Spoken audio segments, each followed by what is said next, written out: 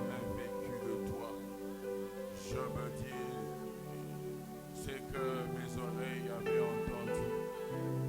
C'est que mes oreilles avaient entendu.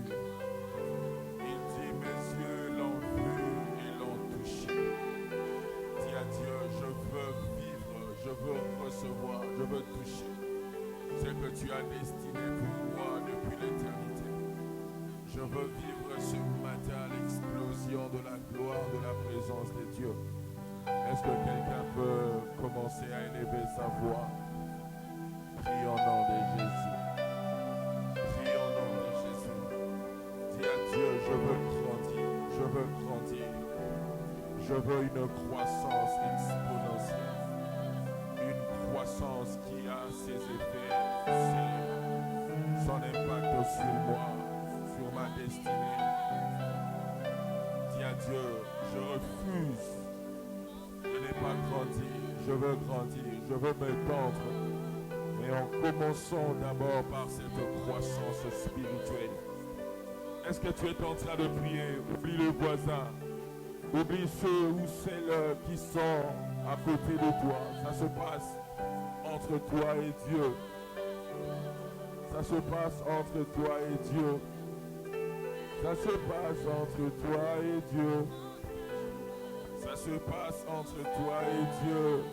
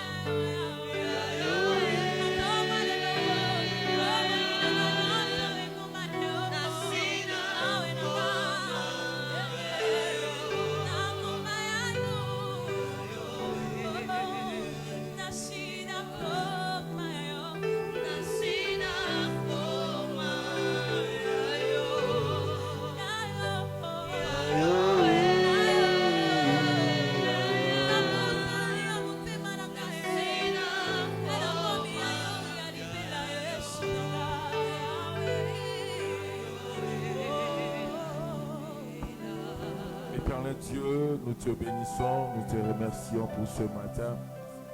Merci pour ce que tu es pour nous, Jésus.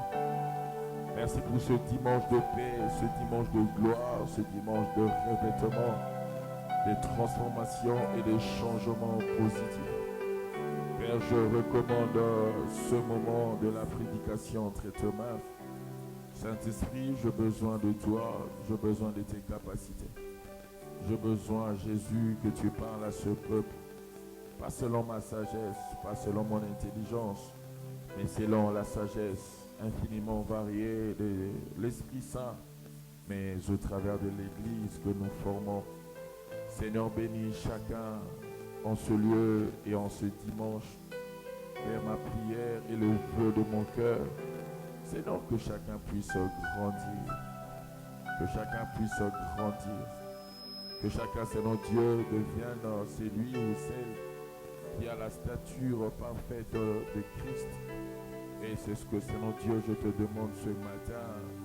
Et précisément pendant ces 40 jours de prière et de jeûne. Père, nous ne mangeons pas parce que c'est notre Dieu, nous voulons voir nos vies rester les mêmes, mais nous voulons, c'est notre Dieu, que ce sacrifice engendre, c'est notre Dieu pour notre part, des récompenses éternelles, des impacts qui vont rester dans notre vie. Et aussi, c'est notre Dieu que ce sacrifice nous laisse dans une alliance de bénédiction, de prospérité et d'extension. Père, je paralyse ce matin tout esprit qui ne confesse pas ton nom. Je rends nul les sans effet contre ce qui va se lever contre ce message.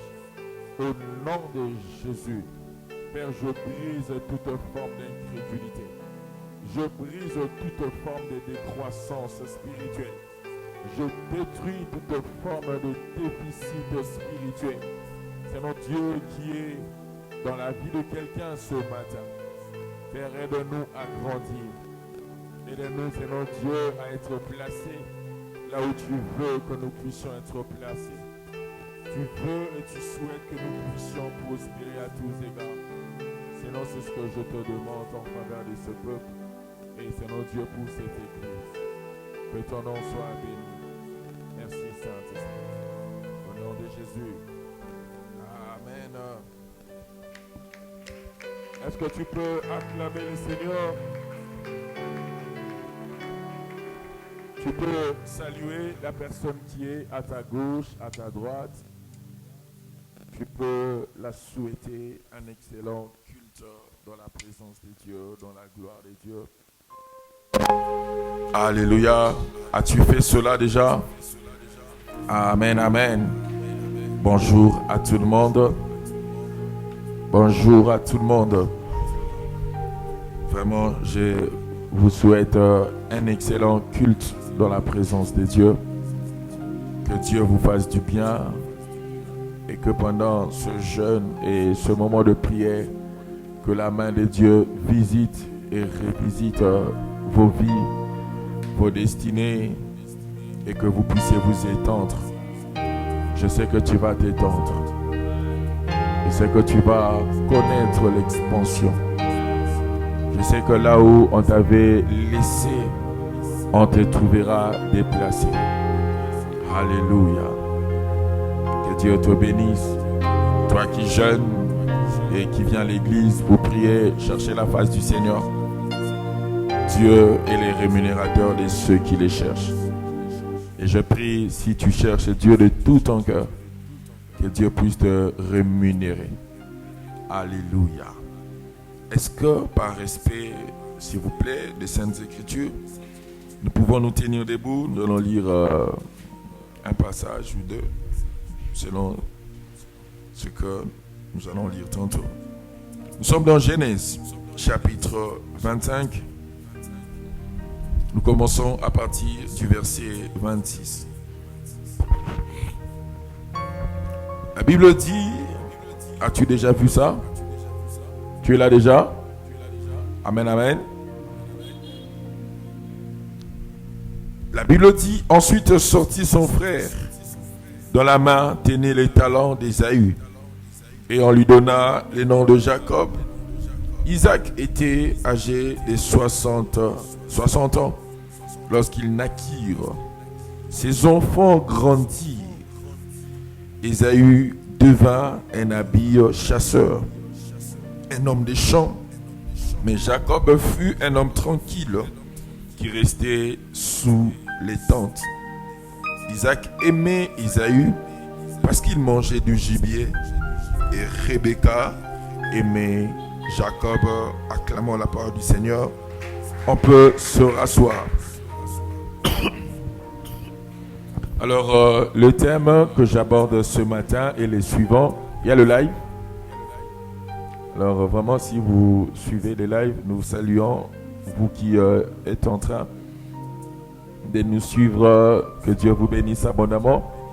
Moi, je demande à chacun d'entre nous, après le message, si nous pouvons entrer dans la page Pasteur Marc Delay et partager au maximum le message de ce matin. Alléluia. Alors, le thème que je nous propose ce matin, c'est vaincre les déficits de croissance. Vaincre les déficits de croissance. Est-ce que tu peux dire ça à ton voisin? Vaincre les déficits de croissance. Est-ce que tu l'as dit? Vaincre les déficits de croissance.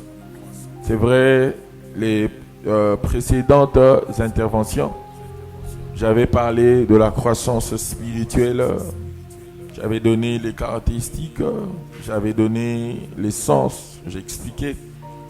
Mais quelqu'un dit, si tu ne prêches pas le comment, c'est que tu n'as pas encore prêché. J'avais donné le pourquoi, mais je n'avais pas encore dit le comment. Et aujourd'hui, peut-être je vais donner 2 ou 3 comment vaincre les déficits de croissance. Alors, c'est quoi un déficit? Je crois que peut-être chacun a déjà entendu parler de ces mots. Un déficit. Tu as un déficit. Il a un déficit. Je sens vraiment que ça, c'est un déficit. Donc, je crois que la plupart d'entre nous ont déjà entendu parler de ces concepts. Mais je veux rappeler pour ceux qui connaissent déjà. Et je veux informer pour ceux qui ne connaissaient pas. Un déficit, c'est un manque chronique dans un domaine de la vie. On dit que quelqu'un a un déficit. On dit même des fois que le budget de l'État est déficitaire. Pour ceux qui ont fait les finances publiques ou les économies, ils comprendront. Quand dans un État, on dit le budget est déficitaire. Même quand quelqu'un parle, même quand quelqu'un vit, certaines personnes peuvent dire, quand il parle, quand elle parle, on sent des déficits. Le budget de cet État-là est vraiment déficitaire. Alors, le mot déficit, c'est un mot qui veut tout simplement dire il y a un manque chronique quelque part. Dans la vie, tout manque n'est pas forcément un déficit. Parce qu'il y a de ces manques-là qui peuvent être complétés avec le temps. Il y a de ces manques qui peuvent être réajustés avec le temps. Le fait de pouvoir apprendre ou à force d'apprendre, tu peux le combler. Mais ici, je veux parler de manques qui deviennent des styles de vie. De manques qui deviennent même ton identité. De manques qui deviennent même ta caractéristique. De manière à ce que si on ne peut même pas citer ton nom, on peut citer ton nom par le manque par lequel tu as été identifié. Et je prie ce matin et pendant ce Alpha 40 que Dieu transforme tous les manques de la vie de quelqu'un en provision et en un témoignage et en une transformation. Ce n'est pas bien, bien-aimé, de garder les manques dans la vie. Parce qu'il y a certains manques qui peuvent ou ne pas t'endommager demain. Mais malheureusement d'autres, le fait que tu ne l'aies pas, le fait que tu ne les aies pas, bien-aimé, ça peut devenir demain ton identité et précisément une identité au travers laquelle il y a des gens qui pourront se moquer de toi. Et ma prière pendant ce moment de parler de comment vaincre les déficits, que chacun de nous reçoive un miracle pour vaincre les déficits. Et je crois que nous tous, nous avons des déficits. Nous tous, nous avons des manques, d'une manière ou d'une autre. L'apôtre Paul même dit, même ceux qui prophétisent en partie. Même ceux qui ont la connaissance, ils parlent seulement de la connaissance qui est partielle. Donc pour dire, nous tous, au besoin, nous pouvons manifester des manques. Mais la maladie n'est pas dans le manque. La maladie, c'est dans laisser ce que tu n'as pas devenir ton identité qui demain peut même engloutir ta destinée. Et la croissance spirituelle, c'est une croissance dont je veux aborder dans les sens que tu comprennes que tu dois éradiquer, tu dois enlever, tu dois effacer et refuser de vivre dans les manques. Alléluia. C'est un manque chronique, un déficit. Un déficit, c'est aussi un déséquilibre remarquable Il y a des gens qui ont des équilibres, mais qui ne sont pas forcément remarquables. Il peut être des équilibres dans un domaine, mais ce n'est pas remarquable parce que les autres domaines le couvrent. Peut-être son caractère le couvre, son éducation le couvre. Peut-être sa famille couvre ça. Mais cependant, il y a des gens qui ont des déséquilibres qui crient. Des déséquilibres qui sonnent mal. Par exemple, Dieu t'appelle dans les ministères. Dieu ne te dit pas d'arrêter les études. Et de toi-même, tu décides de ne plus étudier. Les personnes avec qui tu étais peut-être dans la même promotion ont évolué. Certaines ont trouvé l'emploi. Elles avancent dans la vie. Mais cependant, toi tu remarques que le fait que tu as laissé les études, aujourd'hui tu vis une réalité qui ne correspond pas à la vision que tu avais avant même d'aller t'inscrire à l'université. Ça, ce sont des genres de déséquilibres dont je suis en train de faire allusion. C'est-à-dire des déséquilibres qui sont remarquables. Et vous voyez, dans la vie, quand tu n'étudies pas, à moins que tu aies au préalable peut-être des personnes qui t'ont aidé, mais l'une des choses ou l'une des raisons qui est à la base de pouvoir nous voir aller étudier, c'est la formation, l'instruction.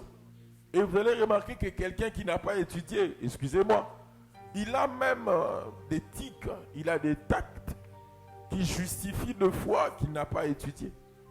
Il y a même certains, leur raisonnement les accuse. Et toi-même, tu sais, deux fois, quand tu vis, quand tu parles, il y a des gens qui te traitent, tout ce qu'ils te traitent là. Et quand tu t'intériorises, la raison est simple, c'est que je suis comme ça parce que je n'ai pas eu l'opportunité d'étudier. Et grave, si tu avais l'opportunité d'étudier, mais malheureusement, tu as de toi-même laissé les études. Et qui t'a interdit? Personne. Parce que Dieu t'a appelé. Tu penses que Dieu t'avait aussi dit de ne pas étudier. Il y a des déséquilibres dans la vie, bien-aimés, qui deviennent des déficits. Parce que si tu n'étudies pas dans la vie, aujourd'hui, je ne te vois pas, excuse-moi, je ne te vois pas percer dans la vie. Je ne te vois pas trop aller vers la voie de la réussite. Parce que tout simplement, mais tu as refusé de devenir quelqu'un, même scientifiquement. Dieu est omniscient. Dieu n'est pas contre la science. Même à la foi, on dit qu'il faut ajouter la connaissance. Alors quand tu refuses, par exemple, d'étudier, et tu te dis, parce que je suis appelé dans les ministères, parce que j'ai l'onction, parce que j'ai ceci ou cela, bien aimé, c'est un déséquilibre que tu t'es donné. Et tu vas remarquer, tu auras des déséquilibres qui vont te fermer de portes, que celui qui a étudié, peut-être, il laissera ses portes ouvertes. Alors, un déficit, c'est un déséquilibre qui est remarquable. Alors, dans ta vie, pour que tu progresses bien, pour que tu t'étendes bien, bien aimé, pose-toi ce genre de questions. Quels sont les manques que j'ai aujourd'hui? Quels sont les déséquilibres que j'ai aujourd'hui? Qu'est-ce que je devais devenir qui jusqu'aujourd'hui je ne le suis pas encore? Quelle est ma vie aujourd'hui? Et si tu réponds à cette question, comment est-ce que je serai ce que Dieu a prévu pour moi demain? Et si tu sens qu'il y a des couacs quelque part, il y a des breaks, il y a des cassures, bien aimé, et que quand tu réponds à ce genre de questions, tu te dis, c'est parce que je n'ai pas d'équilibre, parce que j'ai des manques. Bien aimé, le remède, c'est de ça que je vais parler ce matin. Dites Amen.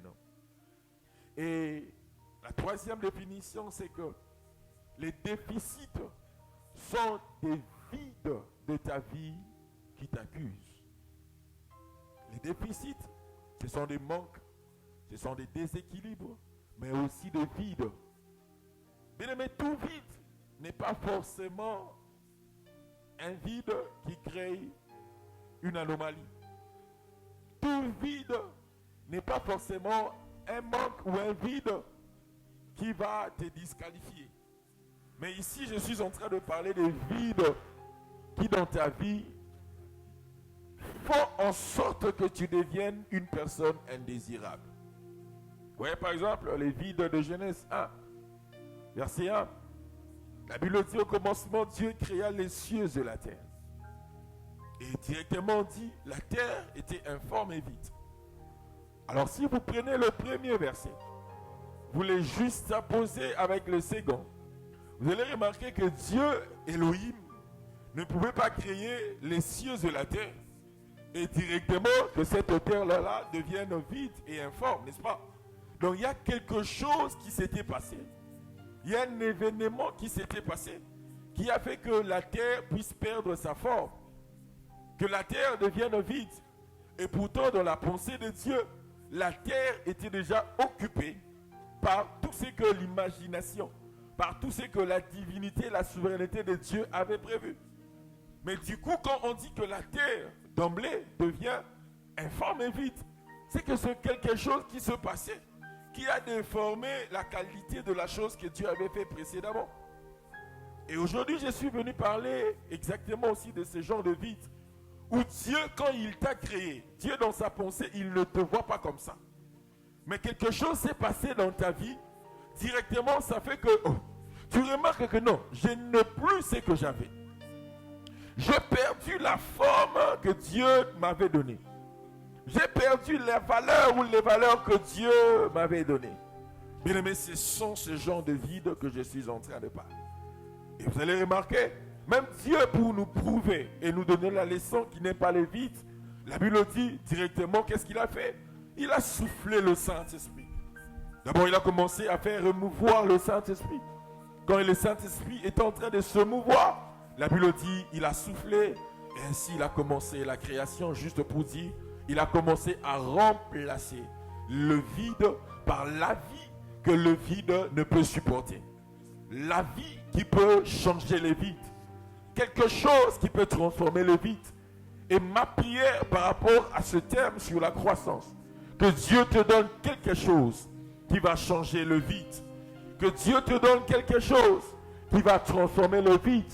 Parce qu'il y a des vides, bien-aimés, qui vont te laisser toujours des traces de quelqu'un que les autres ne vont jamais désirer.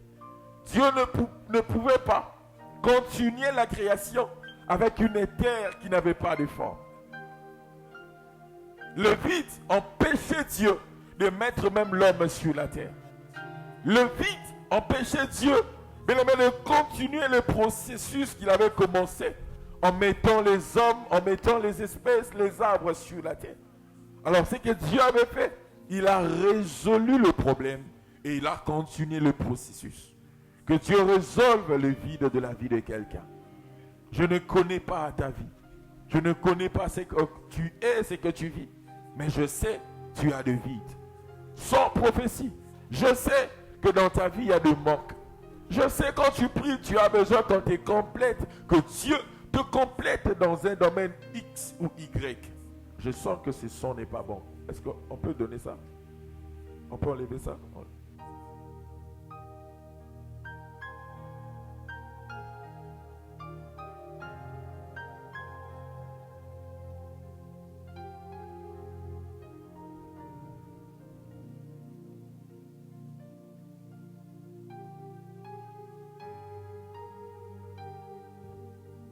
Alléluia.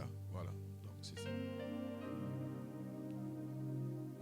Donc, Dieu a continué ce qu'il avait commencé. Mais avant de continuer, il a résolu le problème de tous les vides que Satan avait causés. Parce qu'on dit que le fait que la terre est devenue informe et est devenue vide, il y a les gens qui disent c'est parce que entre le premier verset et le second, il y a eu la chute du diable.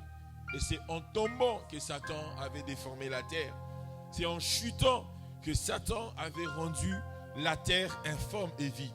Et ma prière pour tous ceux qui ont des déficits, si tes vides étaient causés par une action du diable, que Dieu te délivre au nom de Jésus. Que Dieu te fasse sortir de cette situation au nom de Jésus. et que l'état par lequel ou au travers lequel Dieu t'avait créé, que tu puisses retrouver cela. Donc les déficits sont de manque chronique. Les déficits sont des déséquilibres remarquables. Les déficits sont aussi des vides de la vie que tu as. Mais ce vide, malheureusement, t'accuse. Donc quand tu es là, les gens disent oui. On n'a même pas besoin que tu parles. On n'a même pas besoin de toi. Parce que ta valeur, c'est le vide. Que Dieu change de telle vie au nom de Jésus. Que Dieu transforme de telles personnes au nom de Jésus. Mais comment maintenant vaincre les déficits de croissance? Oui, tout ce dont nous avons parlé, c'est par rapport à la croissance. Et dans la croissance aussi, bien aimé, il y a des gens qui ont des vides. En termes de croissance, il y a aussi des gens qui ont des déséquilibres. En termes de croissance, il y a aussi des gens qui ont des manques. Et ce matin, par la grâce de Dieu, je pense que Dieu va aider quelqu'un à entrer en possession de tout ce qui est élément favorable à la croissance. De tout ce qui est mécanisme favorable à la croissance. Et la première des choses pour vaincre les déficits, bien aimé, c'est simple. Il faut naître. Alléluia. La première des choses pour commencer à aller au-delà de tout ce qui est déficitaire dans ta vie, surtout en termes de croissance spirituelle. Frères et sœurs, il faut naître. Tout sujet qui est viable, bien aimé, c'est un candidat potentiel à une transformation et à une croissance. Si tu vis, bien aimé, c'est que par ta vie, Dieu peut te permettre de grandir. Si tu étais mort, je n'allais pas te parler ainsi. Mais si seulement ce matin, tu as l'être, la vie et le mouvement, bien aimé, je te dis, tu es ce candidat potentiel à la transformation et à la croissance. Ma Bible me dit, vaut mieux un chien vivant qu'un lion mort. Parce que pour tous ceux qui vivent, il y a de l'espérance. Et ce matin, j'aimerais dire à quelqu'un qui ne croit plus que Dieu peut le permettre de grandir. Je peux te dire avec assurance que cela est possible. Vérifie seulement si tu vis. Vérifie seulement si tes poumons sont en train de battre. Vérifie seulement, bien aimé, si tu peux bouger. Et bien aimé, par rapport à ce que Satan a volé, ce que Satan n'a pas volé, il peut te permettre de récupérer ce qu'il a volé. Alléluia. Bien aimé, tu dois vérifier si tu es né d'abord. Genèse 25 à partir du verset 26. Ensuite, son frère sortit. Dans la main tenait les talons d'Ésaü. Et on lui donna le nom de Jacob. Isaac était âgé de 60 ans lorsqu'il naquit. Et ses enfants grandirent. Et Ésaü devint un habit chasseur, un homme de champs. Mais Jacob fut un homme tranquille qui restait sous les tentes. Ésaü aimait Jacob parce qu'il mangeait du gibier. Mais Rebecca aimait tout simplement Jacob. Ce que j'ai aimé ici, c'est que c'est la naissance de ces deux enfants qui avait provoqué leur croissance. La Bible déclare, c'est à 60 ans que leur papa les avait vus naître. Et vu que papa les avait eus à 60 ans, bien aimé, l'âge de la naissance des enfants, c'était la naissance qui était à la base, bien aimé, de leur croissance. Ce matin, Dieu m'a dit de dire ceci à quelqu'un. Vérifie seulement si dans ces choses ici tu es né. Parce que la naissance est la porte qui te fait accéder à la croissance. Si Ésaü, si Jacob n'étaient pas nés, mais ils n'allaient pas grandir. La Bible dit, ils étaient nés un jour. Et un autre jour, mais la naissance avait laissé place à la croissance. À chaque fois que tu nais, bien dans les choses de Dieu, demain on ne parlera plus de la naissance. Demain on va parler de la croissance. Que Satan ne te mente pas. Que personne, bien-aimé, vienne troubler ta foi. Vérifie et vérifie si seulement un jour tu es né spirituellement. Si seulement un jour, bien-aimé, on avait dit, voilà, tu es maintenant parmi ceux qui font partie de la famille des enfants de Dieu. Si seulement tu as une date de naissance spirituelle, bien-aimé, tu auras aussi une date de croissance spirituelle. Suis-je en train de parler à quelqu'un? Si seulement tu as une date de naissance spirituelle, Bien, mais je te parle avec assurance. Un jour, quelqu'un va déclencher le mécanisme de ta croissance spirituelle. Voilà ce passage. Ésaü et Jacob sont nés. Et papa les a vus naître. Et la Bible dit, la naissance a été aussi remarquée. Pourquoi? Les enfants grandissaient. Tu vas grandir au nom de Jésus. L'hostilité ne t'empêchera pas de grandir. Personne n'empêchera ta croissance. Et écoutez même, la Bible dit, vu que les enfants avaient grandi, il y a un qui est devenu un habile chasseur. Il est devenu un homme de champ. Et l'autre est devenu un homme qui aimait les tentes. Donc ce qui fait qu'il y a des enfants qui sont devenus enfants de papa et de maman. Parce que tout simplement la croissance, bien aimé, les a rapprochés de papa. Ce passage veut dire, les enfants, leur croissance était à la base de leur devenir. Ils sont devenus des habiles chasseurs. Ils sont devenus des personnes qui aimaient les tentes images de l'église parce qu'ils avaient grandi. Ne peut aimer la présence de papa que celui qui a grandi. Ne peut aimer les jours de prière que celui qui a grandi. Et Ésaü, la Bible dit, il est devenu même un chasseur. Et la Bible donne un qualificatif à son niveau-là de chasse. La Bible dit, il ne chassait pas comme tout le monde. Il chassait avec habileté. Et ce matin, je prie que dans ce miracle de ta croissance, bien que de l'habileté te soit donnée. La Bible déclare, il est devenu un habile chasseur. Voilà pourquoi papa aimait les gibiers que l'enfant est en train de l'emmener. Juste pour dire, même papa était contraint de manger les gibiers parce que non seulement l'enfant était un habile chasseur, mais c'est parce que l'habileté de l'enfant était la manifestation de sa croissance. Papa mangeait les gibiers de celui qui avait grandi. Papa mangeait les gibiers de son enfant habile qui partait chasser pour donner à papa de quoi manger. Mais et l'habileté, et la croissance, et les gibiers, et la bouche de papa qui mangeait. Mais toutes ces choses étaient reliées à une seule chose, c'est la croissance, c'est la naissance. Alléluia. Là où papa mangeait, là où papa était égayé, était en train de festoyer, parce que les gibiers d'Ésaü étaient bons. Bien aimé, la raison est une seule, et elle est simple. La raison, c'est parce que tout simplement, il y avait naissance quelque part. Pourquoi papa mangeait? Pas parce qu'il y avait d'abord les chasseurs. Papa ne mangeait pas parce qu'il y avait quelqu'un qui était habile. Papa ne mangeait pas parce qu'il y avait quelqu'un qui était devenu. Papa ne mangeait pas parce que tout simplement quelqu'un grandissait. Papa mangeait parce que toutes ces choses ont été initiées par quelque chose que j'appelle la naissance. Bien-aimé, ce matin, Dieu me demande de te demander ceci. Dieu me dit de te demander ceci. Est-ce que tu es né spirituellement? Est-ce que tu es né spirituellement? Quiconque n'est pas né ne peut hériter la croissance. Quiconque n'est pas né ne peut constater la croissance. Les enfants grandissaient parce que papa les avait vus naître. C'est la naissance qui était l'opportunité qu'on donnait à ces enfants pour le voir grandir. Ne te plains pas dans ces choses ici si tu n'as jamais eu une date de naissance. D'ailleurs, Jean dit ceci.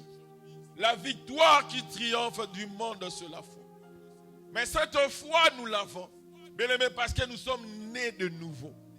Si tu n'es pas né de nouveau, bien aimé, tu ne peux jamais grandir. C'est seulement des personnes qui sont nées de nouveau. C'est à elles, bien aimé, l'opportunité de la croissance est donnée. Alors quand tu sens que dans ta vie, il y a des limites, quand tu sens que dans ta vie, tu n'arrives pas à dépasser un certain plafond, et quand tu sens qu'il y a quelque chose qui t'impose à rester dans les statu quo, pose-toi la première question. quelle est la date de ma naissance spirituelle? Parce que ceux-mêmes qui triomphent dans le monde, la Bible dit c'est ceux seulement qui sont nés de nouveau. Parce que la victoire qui triomphe dans le monde, bien aimé, c'est une victoire que la naissance te donne dans le monde dans lequel tu es. Suis-je en train de parler à quelqu'un? Alors je te pose ce matin la question. Dis-moi la date de ta naissance. Je peux même t'orienter avec assurance pour te dire que demain, on va constater ta croissance. Toute personne qui veut vaincre les déficits de croissance doit d'abord constater sa naissance. Parce que c'est la naissance qui est la base en or de la croissance. Si tu n'as jamais né, si tu n'es jamais né, mais tu ne peux grandir. À moins que tu sois un sorcier. Non. À moins que tu sois un monstre. À moins que tu ne sois pas sorti de papa et de maman. Mais tout sujet humain à qui Dieu a donné un esprit est d'abord potentiellement un esprit qui, selon les plans de Dieu, est censé naître de nouveau. C'est alors Dieu ou Jésus va dire à Nicodème, c'est que tu me vois faire. Si quelqu'un est né d'eau et d'esprit, ne peut le faire. Et Nicodème avait reconnu ces jours-là que lui qui était maître de la loi, lui qui a enseigné dans les synagogues, il a vu la différence entre ce qu'eux faisaient avec ce que Jésus faisait. Et quand il approche Jésus, Jésus ne lui fait pas passer par 4 chemins. Jésus lui dit, Nicodème, tout ce que tu me vois faire, c'est parce que je suis né de nouveau. Même Jésus est né de nouveau. Jésus, le Fils par essence de Dieu. Jésus, le Fils unique de son Père. La Bible dit, il se fait baptiser. Et ce jour-là, il est dit que les fenêtres du ciel sont ouvertes. Une voix se fit entendre du ciel disant que celui-ci est mon bien-aimé en qui je plaçais toute mon affection. Même Jésus, avant d'entrer dans la plénitude de sa croissance spirituelle, avant de recevoir l'épanchement, les revêtements, le manteau de l'esprit, qui était l'image d'une autre saison, mais dans laquelle il devait commencer son ministère public, la Bible dit Jésus-Christ était né de nouveau. Tout ce qui naît, bien-aimé, était un sujet louable, était un sujet potentiel pour la croissance spirituelle. Suis-je en train de parler à quelqu'un? Tu ne peux pas vaincre les déficits de croissance. Mais si tu n'es jamais né, tu ne peux pas. Je dis tu ne peux pas. Parce que les choses spirituelles appartiennent seulement aux esprits. Et si ton esprit dans les choses de l'esprit est absent, mais c'est un vide, tu es absent, c'est un manque, c'est un déséquilibre. On peut beau et bien te parler des choses spirituelles, mais si ton esprit est absent dans ces choses-là, tu ne peux grandir. Voilà pourquoi les miracles de cette telle personne, c'est d'abord naître de nouveau. Toi qui veux devenir un habile chasseur demain, toi qui veux grandir, toi qui veux être aimé par papa. Papa n'aime pas les gens qui ne sont pas nés. La Bible dit, ce sont des fils qui sont nés devant papa. C'est d'abord les constats de la naissance que papa fait, qui donne à papa les prérogatives ou la qualité de manger demain les gibiers des enfants qui lui l'a vu naître. Est-ce que tu me comprends? Isaac, avant de manger les gibiers d'Ésaü, il avait d'abord commencé à voir la naissance d'Ésaü. Avant que tu donnes à papa les gibiers, il faut que papa voie d'abord là où tu es né. C'est le lieu de naissance d'Ésaü qui lui avait donné l'autorisation de faire manger papa. La bouche de papa ne consomme pas les gibiers des enfants que papa n'a pas vu naître. Que Dieu me donne le mot pour expliquer ça. Papa ne peut pas t'approuver si papa ne t'a jamais vu naître quelque part. C'est le jour de ta naissance pour les yeux de papa qui demain seront pour papa l'occasion pour que papa mange les gibiers que tu vas lui apporter. Pour dire, Dieu n'approuve pas aujourd'hui des personnes qui désirent des transformations si Dieu n'a jamais vu ta date de naissance quelque part. Si Dieu n'a jamais vu ton lieu de naissance quelque part. En soi, c'est le lieu de naissance et la date de naissance qui te donneront auprès de papa cette approbation de demain. Donc demain, quand tu vas offrir des gibiers, demain, quand tu vas devenir pasteur, demain, quand tu vas devenir, je ne sais pas, avocat, quand tu vas devenir papa, celui-là sera agréé par papa. Si seulement papa avait vu dans une certaine année, dans une certaine période, dans une certaine date, la naissance d'une telle personne. Es-tu né de nouveau? Es-tu né de nouveau? Oui. Il est devenu habile parce qu'il grandissait. Mais il ne pouvait grandir si seulement il est né quelque part. Bien-aimé, tu ne peux grandir si spirituellement tu n'es jamais né. Alléluia. Donc la naissance provoque la croissance. Et la croissance donne de l'habileté. Et l'habileté, c'est ça qui déclenche l'amour de papa. Papa aime ceux qui naissent. Papa aime aussi voir ceux qui naissent et grandissent. Papa aime ceux qui naissent, grandissent et deviennent des habiles. Bien-aimé, tout ce que tu veux devenir demain, la puissance de Dieu, l'onction, les charismes, toutes les capacités dont tu aimerais que Dieu puisse te donner. Bien-aimé, la clé qui va initier ces choses dans ta vie, c'est la naissance.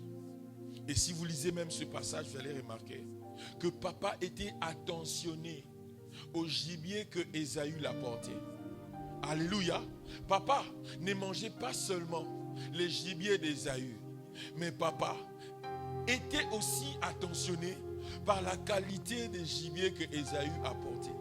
Donc Ésaü avait atteint un niveau dans sa famille où c'était lui qui commençait à faire retourner ou détourner vers lui toute l'attention de papa. Papa regardait Ésaü parce que la croissance d'Ésaü avait fait de lui un chasseur. Et le fait qu'il chassait, il comblait le vide qui était dans le cœur de papa.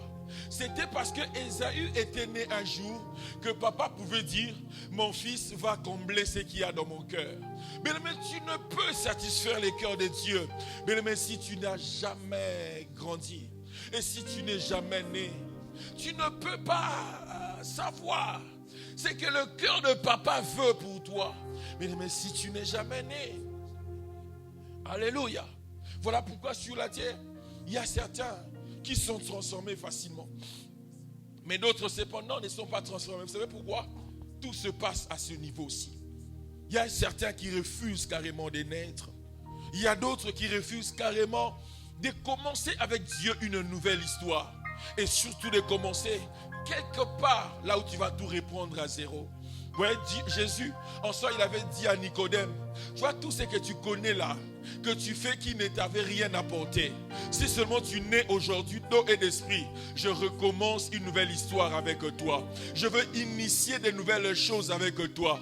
Et c'est ça qui fera de toi quelqu'un qui va naître dans le royaume avec la puissance, avec la gloire, avec les succès. Bien-aimé, accepte même de reprendre si seulement c'est Dieu qui t'autorise de reprendre. Accepte de recommencer. Même si tu sens que Batubago c'est caillou. Il y avait une sœur à la chorale, à la centrale. Une fois, elle vient me voir. Elle me dit, papa, moi, bizarrement, je me suis rendu compte seulement que je ne me suis jamais fait baptiser. Je dis, ah bon? Cette sœur-là, si même je te dis son nom, tu ne sauras pas. Et tu ne croiras pas même. Mais j'avais aimé, bien aimé, sa sincérité. Vous savez, elle s'est retrouvée même en train déjà de chanter, de servir Dieu. Et à l'église, tout le monde l'aimait. Mais il y avait une petite chose dans sa vie. C'est qu'elle était consciente qu'elle ne s'est jamais, bien aimé, transformée de nouveau. Bien aimé, des fois les gens pensent que les services remplacent les principes de Dieu. Les services ne remplacent pas le principe. Si tu n'es pas né, tu ne peux jamais grandir. Et deuxièmement, pour vaincre les déficits, il y a une chose que j'ai vue dans la vie de Samuel. 1 Samuel chapitre 2, le verset 21. La Bible dit, lorsque l'Éternel eut visité Anne, elle devint enceinte et elle enfanta 3 fils et 2 filles. Et le jeune Samuel grandissait auprès de l'Éternel. Là, c'est le verset 21. Mais si vous lisez 1 Samuel, le chapitre 2, le verset 26, la Bible dit, le jeune Samuel continuait à grandir et il était agréable à l'Éternel et aux hommes. Ce qui est différent, mais dans la vie, il ne faut pas seulement naître, parce que la naissance te donne la croissance. Mais aussi, Samuel nous dit ceci. Samuel grandissait, mais il continuait aussi à grandir. Si tu veux vaincre les déficits, ne sois pas seulement né. Ne grandis pas seulement, mais continue aussi à grandir. Alléluia. Vous allez remarquer entre ces deux versets, c'est-à-dire le verset 21 et le verset 26, même le verset précédent, même le verset qui va venir après, il y a quelque chose. C'est que les fils du prophète, du sacrificateur Élie, ils étaient en train de profaner tout ce qui était dans les temples. Les offrandes, les sœurs. Dieu les avait déjà déplacés ou déclassés. Alors il y a un problème.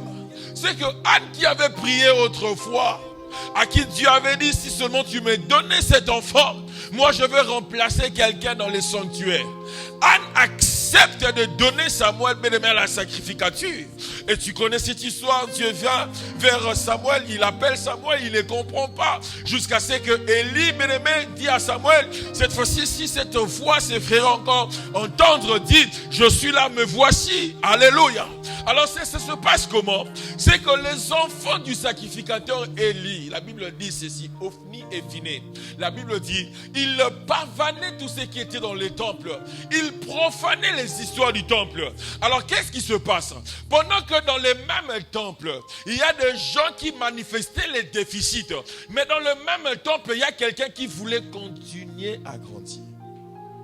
Alléluia. La première croissance, on dit, il grandissait auprès de Dieu. Alléluia. Mais la deuxième croissance, on dit, Samuel ne grandissait pas seulement auprès de Dieu. Samuel, dans cette croissance-là, il allait bien croissant. Il était en train de continuer de grandir. Vous allez même remarquer que le jugement de la mort de ces deux enfants, c'était la croissance de Samuel qui avait provoqué ça. C'est parce que Dieu avait vu dans la même église, pendant que celui-ci veut grandir, comment est-ce que les autres manifestent les déficits? C'était en soi la croissance de Samuel qui était devenu le jugement contre Ophni et Phiné. Pourquoi? Samuel ne grandissait pas seulement. Samuel est en train de continuer à grandir.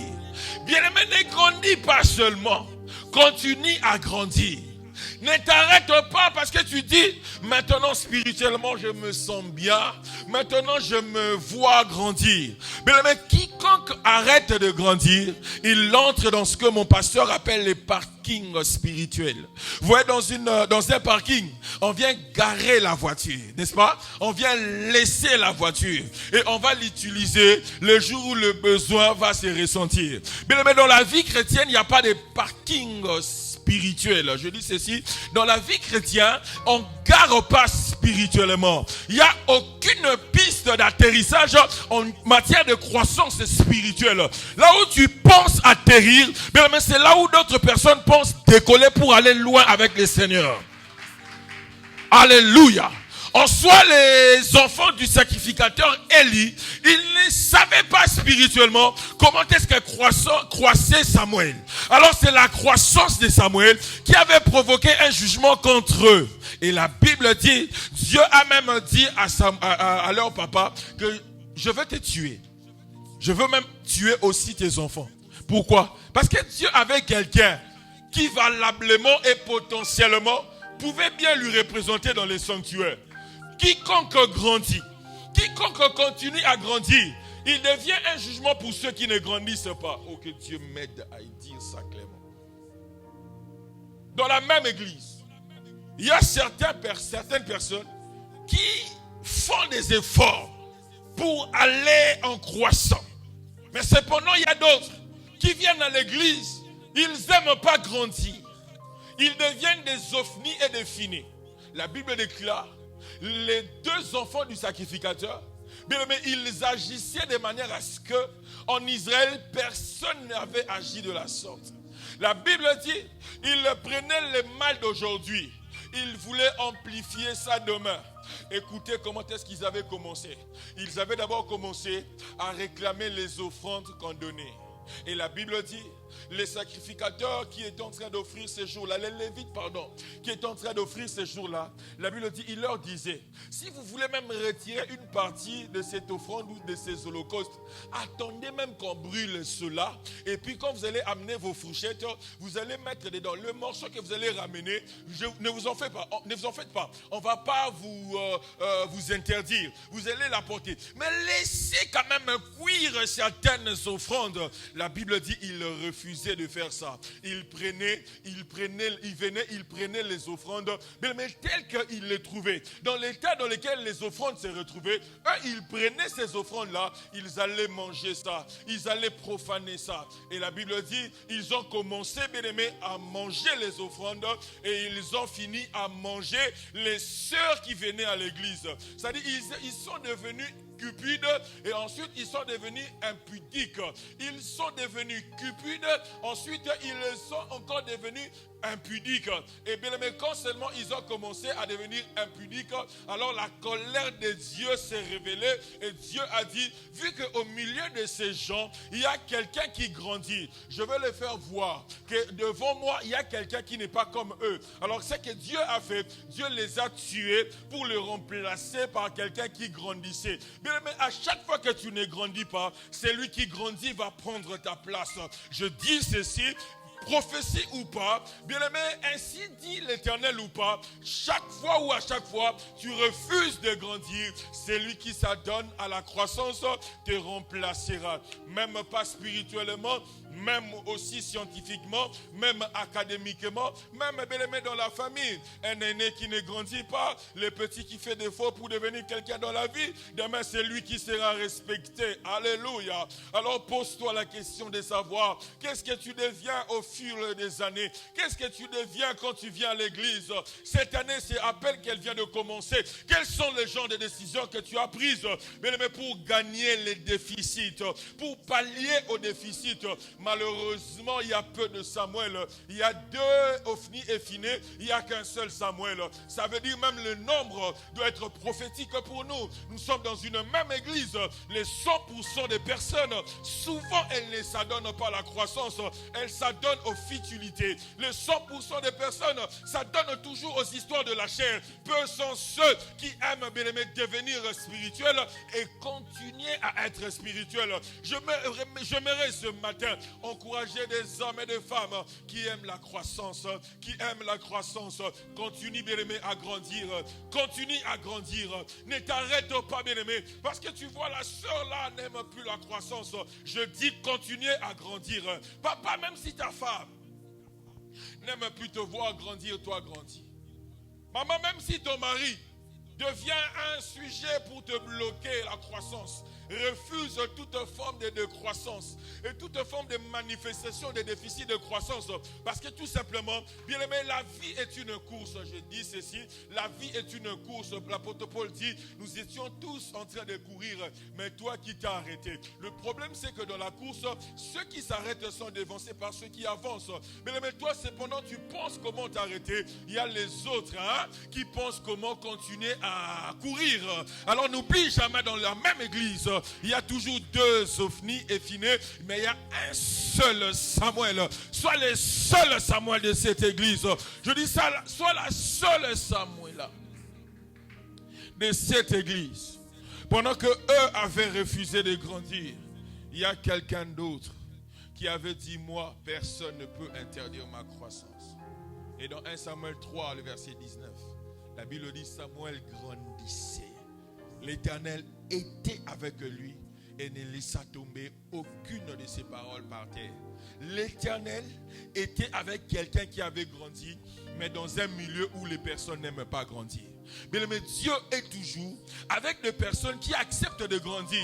Même si tu penserais un jour, pourquoi moi j'ai fait tant d'efforts? Pourquoi Pourquoi moi je me soucie seul pour l'œuvre de Dieu? Pourquoi moi j'ai le fardeau de l'œuvre de Dieu? La Bible dit, quelques temps après, l'Éternel maintenant c'était lui qui était avec Samuel. Ce n'était plus Samuel qui grandissait auprès de l'Éternel. C'était l'Éternel qui était avec Samuel. Pour dire, même Dieu ne voulait plus quitter quelqu'un qui grandit. Alléluia. Même Dieu ne voulait plus ne pas avoir la présence de la personne que Dieu voyait la croissance. Bien-aimé, grandis et tu vas t'attirer Dieu dans ta vie. Toi qui as besoin de voir Dieu, toi qui as besoin de connaître Dieu, bien-aimé, apprends seulement à payer le prix de la croissance. Et tu verras, il arrivera un temps où c'est Dieu qui va se dire, je serai avec toi. Bien-aimé, Zambazela qui n'a Samuel a kokité à l'obi, n'a koti même na maloba ya Samuel.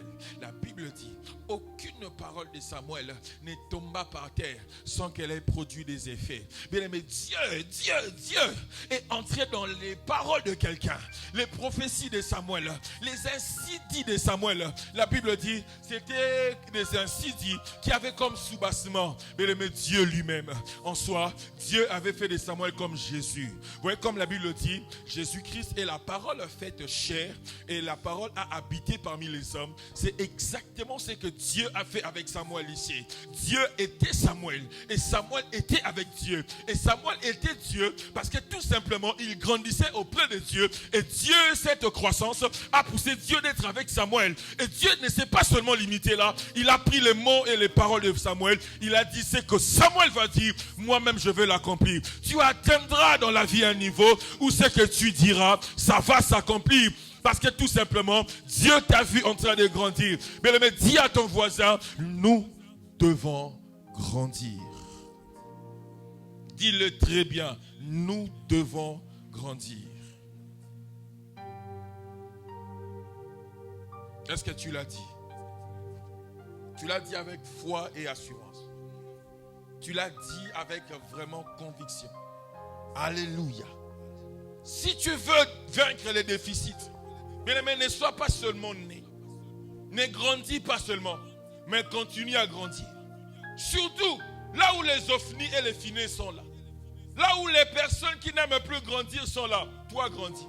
Ça veut dire que tu es la personne qui va les remplacer demain. À l'église même, c'est comme ça. Ceux qui grandissent, ils percent facilement. Ceux qui grandissent, ils deviennent les proches du pasteur.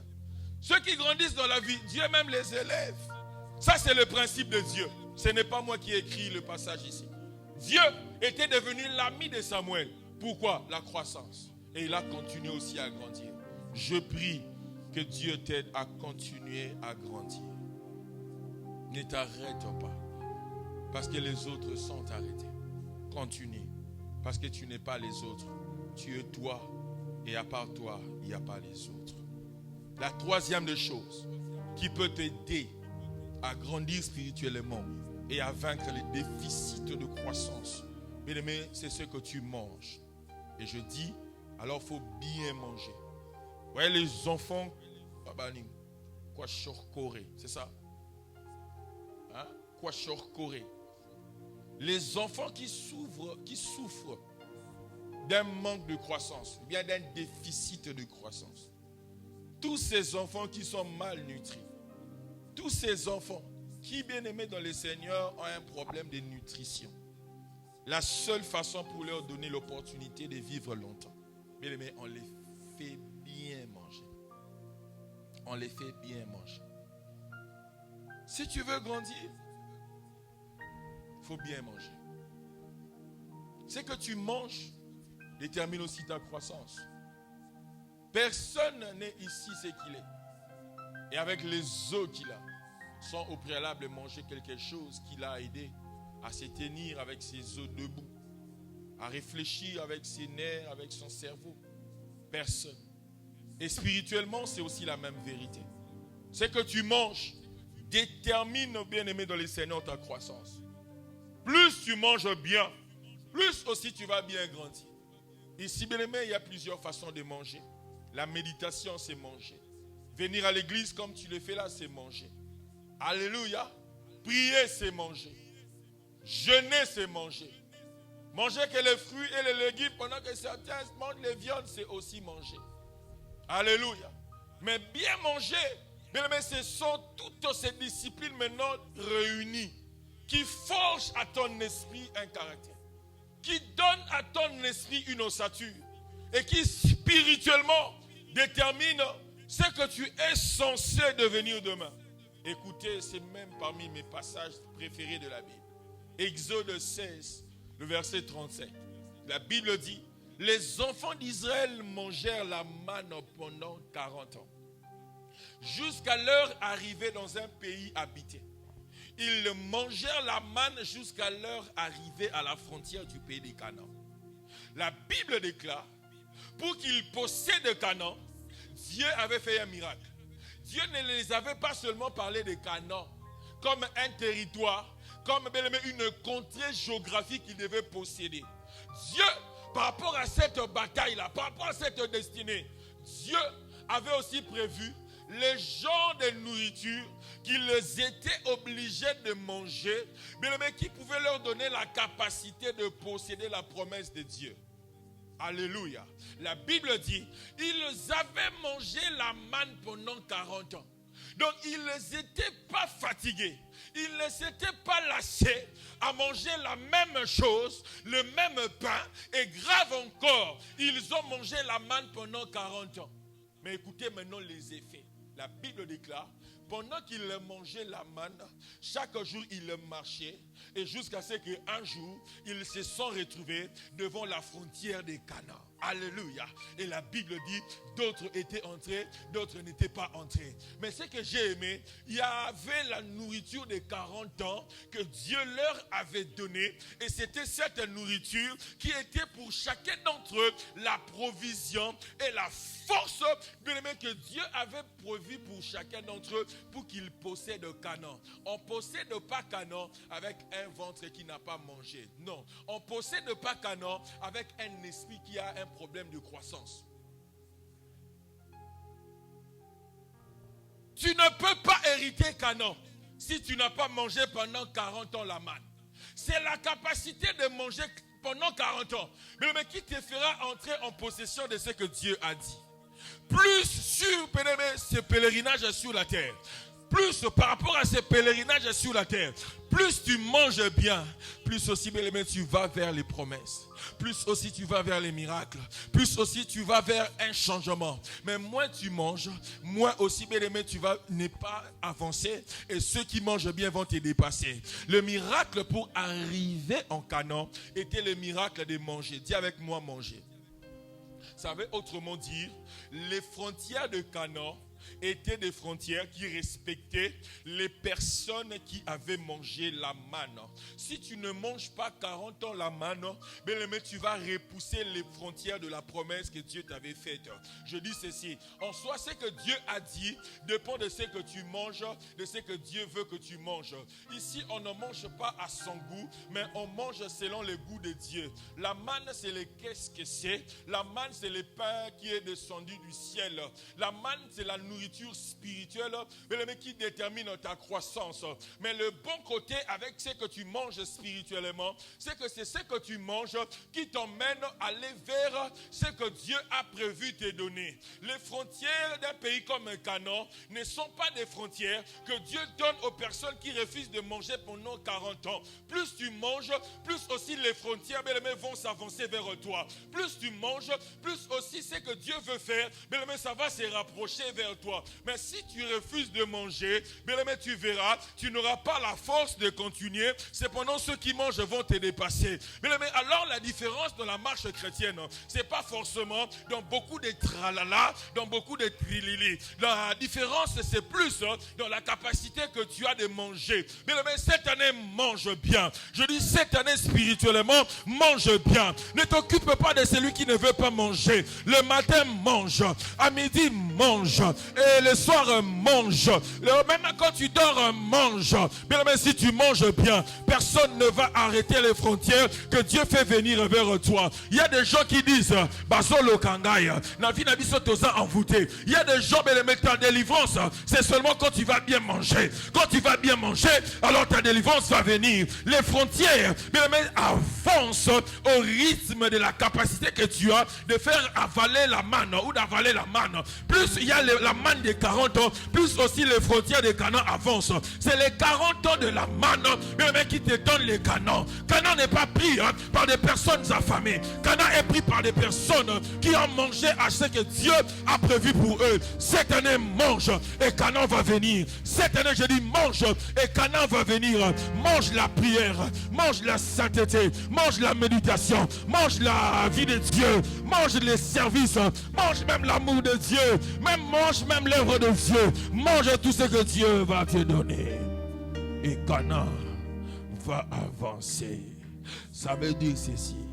Si Josué et Caleb étaient les seuls à posséder Canaan, c'est parce que tous les autres là n'avaient pas bien mangé. Ceux qui étaient entrés dans Canaan, c'est seulement des personnes qui avaient accepté de manger. Si tu veux les Canaan mariage, mange bien pendant 40 ans. Si tu veux les Canaan, je ne sais pas, président de la République, bien aimé, mange bien pendant que tu viens à l'église. Mange bien quand tu es seul en face de Dieu. Tout ce qui est Canaan ne peut être donné si seulement Canaan voit en toi l'esprit à manger pendant 40 ans. Tout esprit qui n'a jamais mangé, c'est un esprit maladif. C'est un esprit cochor-coré. C'est un esprit malade. Et les esprits malades, bien-aimés, ne peuvent hériter les choses de Dieu. Ceux qui étaient entrés, ils étaient la preuve qu'ils avaient pris en considération la nourriture de 40 ans. Toi, je ne sais pas, peut-être eux c'est 40 ans, mais peut-être toi ça sera 20 ans, peut-être toi ça sera 19 ans, peut-être toi ça sera 20 ans, soit aussi 10 ans. Mais ce qui est sûr, Dieu connaît les délais où tu es censé manger la manne. Et quand ces délais-là sera accompli, les frontières de Canaan vont s'avancer et Canaan lui-même te sera donné. 2022, ma prière pour toi, que les Canaan te soient donnés, que les promesses, my God, je suis sérieux, que les promesses comme des Canaan qui aiment seulement venir quand tu as mangé, à chaque fois que cette année tu mangeras la nourriture de Dieu, que Canaan te soit donné. Je dis que Canaan te soit donné. Que Canaan te soit donné. Canaan, là où tu es, avance. Je dis Canaan, là où tu es, avance. Avance, Seigneur Dieu, vers la direction de la personne qui mange, vers la direction de la personne qui va bien manger.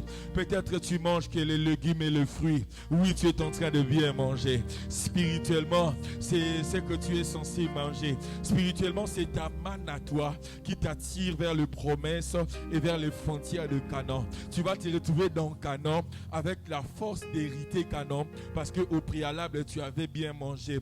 N'oubliez pas, Canaan était toujours un pays habité. Alors bien aimé, si tu n'as pas mangé, comment tu vas chasser les habitants qui sont là? Comment tu vas gagner les batailles qui sont en Canaan? Comment tu vas posséder les montagnes qui sont en Canaan? Comment tu vas entrer en possession de tout ce qui est en Canaan? La force de la manne, c'était cette force qui leur permettait non seulement d'entrer en Canaan, mais de posséder aussi Canaan. Voilà pourquoi David dit ceci: un bel héritage m'est accordé et une bonne possession m'est échue. Bien aimé, pendant que toi tu pleures, il y a des gens qui ont des belles héritages. Il y a des gens, bien aimé, qui connaissent, bien aimé, les bonne possession. Alors bien aimé, c'est le manger spirituel qui te donnera la possession de tes possessions. C'est le manger spirituel qui va te permettre de posséder tes possessions. 2022, tu vas t'étendre en mangeant. 2022, tu vas t'étendre en mangeant. Les canons vont venir parce que tu vas bien manger. Tout ce que tu manges détermine ton arrivée et ton entrée dans la promesse. Tout ce que tu manges, bien-aimé, te capacite pour briser les limites, appeler les frontières. Une chose est d'être devant les frontières, mais une autre chose est de posséder Canaan. Bien-aimé, les frontières des Canaan ne sont pas Canaan, mais ce que tu manges te fait arriver jusqu'aux frontières. Mais la force que tu vas avoir pour briser les frontières, posséder maintenant Canaan, c'est ce que tu as mangé spirituellement. En 2022, mange bien les choses de Dieu, mange bien en esprit. Ne néglige pas l'œuvre de Dieu. Ne néglige pas le jour du culte. Viens au culte. Mardi, viens. Jeudi, viens. Alpha 40, viens pendant 40 jours. Tu avances. Je dis à quelqu'un, tu avances. Tu avances. Tu avances. Tu avances. Tu avances. Tu avances, tu avances, tu progresses, tu progresses. Un jour tu vas te retrouver.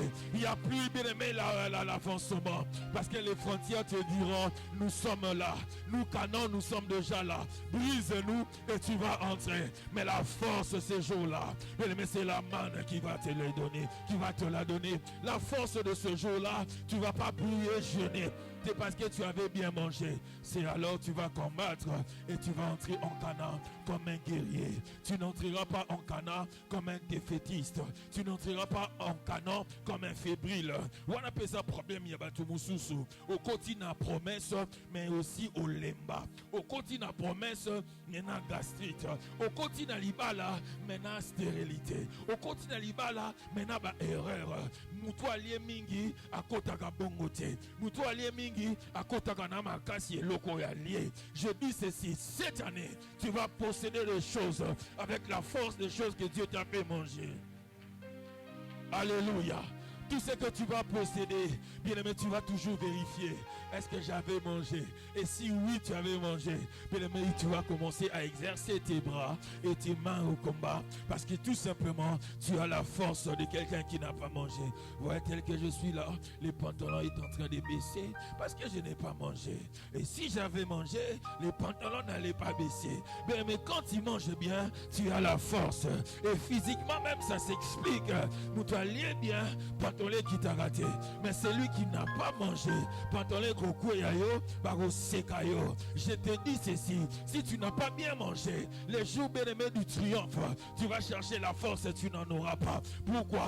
Tu avais négligé la nourriture, tu avais négligé de manger. Bien-aimé, mange, que ton esprit mange, que ton esprit mange. 2022 mange, 2022 mange. Peut-être c'est que tu manges, écoute-moi, tu ne sais pas. La Bible dit la manne d'un jour avait la force d'être 40 ans. 40 ans pour une manne. Et chaque année, le ciel préparait la manne du jour. Ça veut dire ceci. Ils mangeaient des choses qui avaient la durée de 40 ans. Imagine maintenant, ils ont mangé 40 ans, la même chose pendant 40 ans. Donc il faut multiplier 40 ans en eux, ça fait 80 ans. Ça veut dire ceci. Ils avaient en eux le poids de combattre pendant 80 ans, mais ils avaient mangé pendant 40 ans. Parce que la Bible dit, ils n'avaient pas usé de corps, leurs chaussures n'avaient pas usé, parce que tout simplement Dieu, avec ce qu'il mangeait, il protégeait non seulement ce qu'il faisait entrer, il vérifiait aussi ce qu'il faisait sortir. Ça veut dire ceci, il mangeait des choses qui ne sortaient pas. Voilà pourquoi il devait combattre. Dieu avait prévu, là où ce qu'ils avaient mangé, cela va sortir. Je prie en cette année, des choses que Dieu va faire avec toi, cela ne va pas sortir. Ça sortira seulement quand tu seras en Canaan. Il y a des gens qui n'aiment pas manger, ils oublient une chose.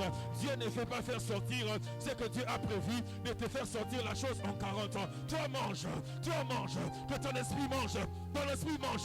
40 ans après, les gens sauront que tu es devenu un lion. Les gens sauront que tu peux rougir. Les gens sauront que dans la prière, quand tu plies tes genoux, personne ne peut te relever. Pourquoi? Tu as mangé longtemps. Tu as saisi l'Esprit de Dieu pendant longtemps. En 2022, l'église GB sera faite des bannes, sera faite des hommes et des femmes qui ont mangé pendant 40 ans. Les ouvriers mangeaient, les collaborateurs mangeaient, les modérateurs mangeaient, Gustave mange, Patrick mange, Yedidia mange, Samuel mange, Nathan mange, alléluia, Armand mange, mangez, Josué mangez, Joseph mangez, Cédric faut manger. Plus vous mangez, l'endurance vient. Plus vous mangez, la force vient. Plus vous mangez, c'est que Dieu a prévu de faire. Vous allez rentrer facilement dans ça.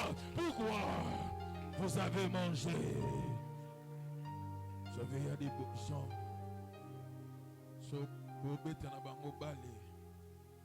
C'est comme il y a 120e minute, parce qu'il puise la force, pas dans les temps réglementaires.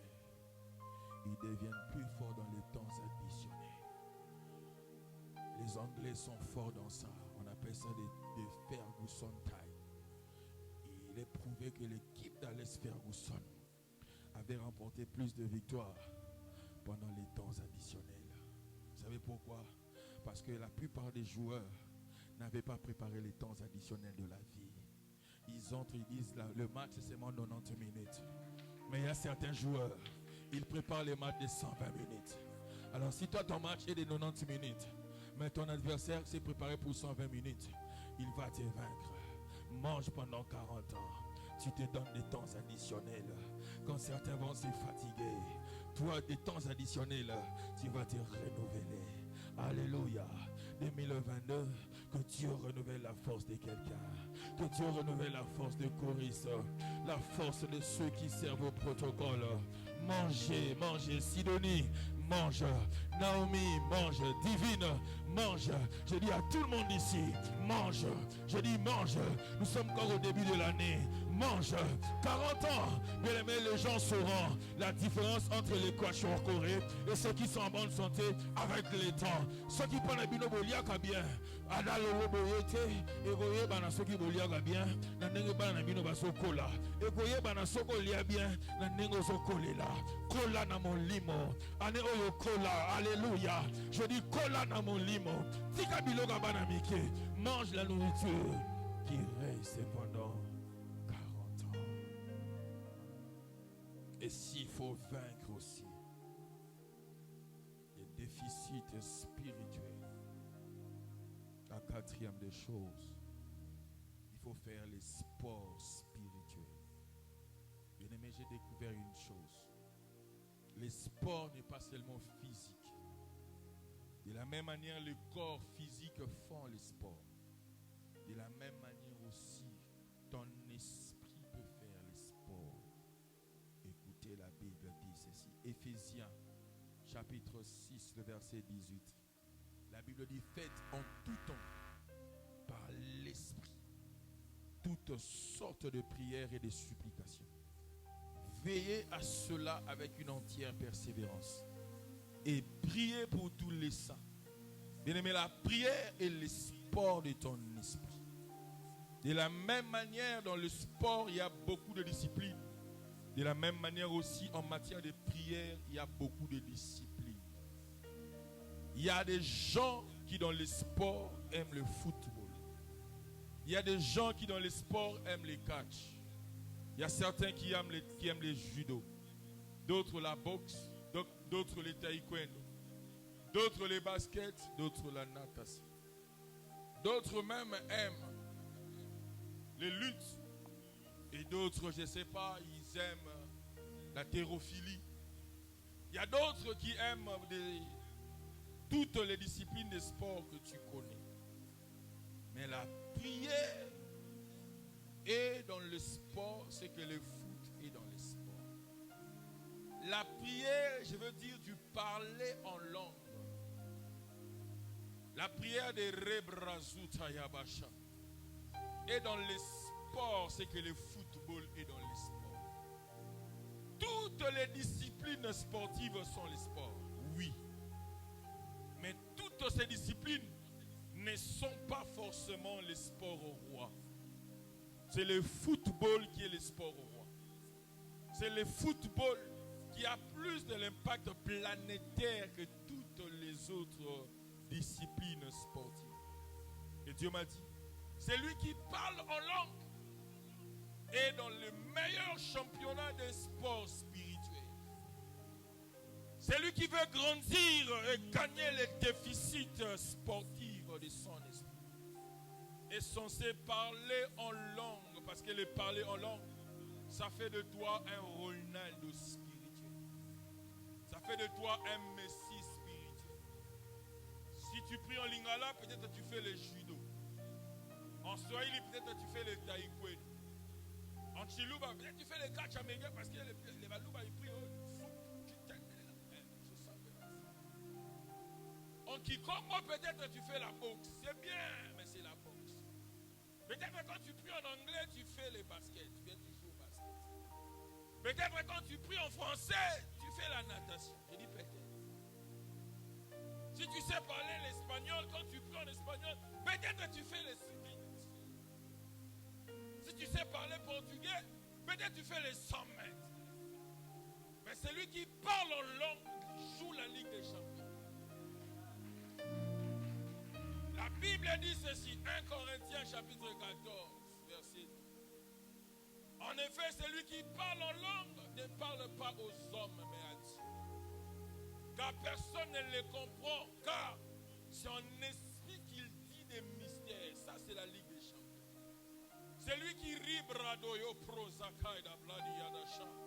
La Bible dit il ne parle pas aux hommes, mais il parle à Dieu. Parce que la prière, c'est d'abord parler à Dieu. Et c'est ça la Ligue des Champions.